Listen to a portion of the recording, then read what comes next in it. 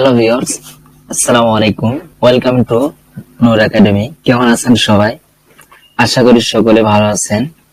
আমি আবার নতুন একটি ভিডিও নিয়ে চলে আসলাম। আমরা কিভাবে ডেস্কটপ থেকে অথবা পিসি থেকে ডিসপ্লে আইকনটি যদি ভুল ক্রমে ডিলিট হয়ে যায়, তাহলে আমরা কিভাবে এটি আবার ডেস্কটপ ডিসপ্লেতে আমরা ফিরিয়ে নিয়ে আসবো। আমরা এই কাজটি কিভাবে করব আজকে আমরা এই ক্লাসে শিখবো। আসুন তাহলে দেখি। আমরা আমাদের কম্পিউটারের মাউস থেকে মাউসের রাইট বাটনটি ক্লিক করব।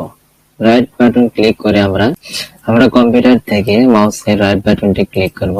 রাইট বাটন ক্লিক করে এখান থেকে পার্সোনালাইজেশনে ক্লিক করব। পার্সোনালাইজেশনে ক্লিক করব। ক্লিক করার পরে এই থিমস যে অপশনটি আছে এটি পরে আমরা ক্লিক করব।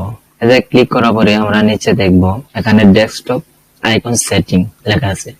ডেস্কটপ আইকন সেটিং এটার উপর আমরা ক্লিক করব। ক্লিক করার পরে এখানে দেখেন কম্পিউটার কয়েকটি অপশন আছে। এগুলোতে আমরা টিক মার্ক উঠিয়ে দিই। দেখেন সবগুলো আমি উঠিয়ে দিচ্ছি। উঠিয়ে দেওয়ার পরে অ্যাপ্লাই ওকে ক্লিক করি। এখানে এখন আমার কম্পিউটারে ডিসপ্লে যে আইকনটা ছিল এর সাথে আরো কয়েকটি আইকন চলে গেছে। আপনি যদি টিক মার্কটি দিয়ে দেন আবার তাহলে চলে আসবে। আমরা আবার এই ডিসপ্লে আইকনটি কিভাবে ফিরিয়ে নিয়ে আসবো, মাউসের রাইট বাটন ক্লিক করে এই পার্সোনালাইজেশনটি আবার ক্লিক করব। ডিসপ্লে আইকন ফিরিয়ে আনার জন্য আমরা কম্পিউটারে আমরা মাউসের রাইট বাটনটি ক্লিক করে পার্সোনালাইজেশনে ক্লিক করব। ক্লিক করে আমরা আবার এই আগের জায়গায় চলে যাব। এখান থেকে আমরা থিমসে যাব। থিমস থেকে এই ডেস্কটপ আইকন সেটিং থেকে আমরা আসবো এই জায়গায়। এখানে এসে আমরা এই জায়গায় 4টা 5টা এই জায়গায় আমরা টিক মার্ক দিয়ে দেব। দেওয়ার পরে আমাদের ডেস্কটপ আইকন ডিসপ্লে আইকন এর সাথে আরো 4টা যে আছে নেটওয়ার্ক, তারপর আপনার যে ডিলিট করার পরে এই সফটওয়্যার গুলো থাকে এগুলো সবগুলো চলে আসবে।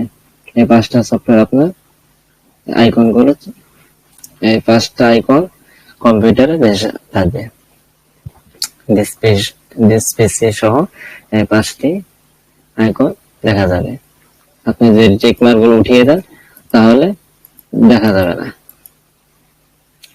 যখন আমরা এভাবে টিক গুলো দিয়ে দিব, টিক দেওয়ার পরে আমরা এভাবে অ্যাপ্লাই ওকেতে ক্লিক করব।